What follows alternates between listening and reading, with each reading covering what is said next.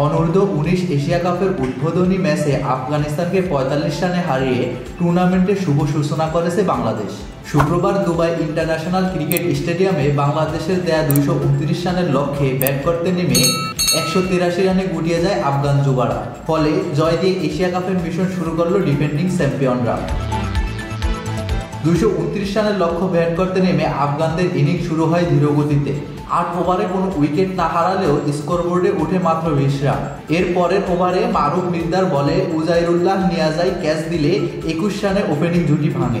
দ্বিতীয় wicket জুটিতে ৪৫ run যোগ করেন আফগান অধিনায়ক মাহবুব খান ও ফয়সাল খান আহমদজাই। ১৬ রান করে রাফিউজ্জামান রাফির বলে বোল্ড হয়ে মাহবুব। তৃতীয় উইকেটে ৪০ রান করেন ফয়সাল নাসের খান জুটি। ব্যক্তিগত 50 পূর্ণ করে ফয়সাল ৫৮ রানে বিদায় নিলেই আফগানরা বিপদে পড়ে যায়। এরপর বরকত ইব্রাহিম জয় করেন ৩৪ রান। এছাড়া বরকত ১৯ এবং নাফিজুল্লাহ আমিরের ১৭ রান ছাড়া স্কোরবোর্ডে জয়ের মতো রান যোগ করতে পারেনি কেউ। ৪৭.৫ ওভারে ১৮৩ রানে থামে আফগানদের ইনিংস। বাংলাদেশের হয়ে সর্বোচ্চ ৩টি করে উইকেট নেন আল ফাহাদ ও ইকবাল হোসেন ইমন। মারুফ ২টি ও রাফি ১টি উইকেট নেন। এর আগে টস হেরে আগে ব্যাট করতে নেমে শুরুটা খুব একটা ভালো হয়নি বাংলাদেশে। ইনিংসের পঞ্চম বলে বিদায় নেন জাওয়াদ আবরার। ৫ বল খেলে ডাক পেয়েছেন এই ওপেনার। ১ রানে প্রথম উইকেট হারানো বাংলাদেশকে টেনে তোলেন তামিম ও কালাম।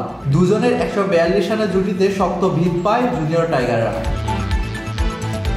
১১০ বলে ৬৬ রান করে ফিরেছিলেন কালাম। তিনি 50 করে ফিরলেও সেঞ্চুরি পেয়েছেন তামিম। শুরুতে দেখে শুনে খেলার পর পরিস্থিতি বুঝে ব্যাটিং পরিবর্তন করেন তিনি। এই মাইলফলক ছুঁতে অধিনায়ক খরচ করেছেন ১৩২ বল।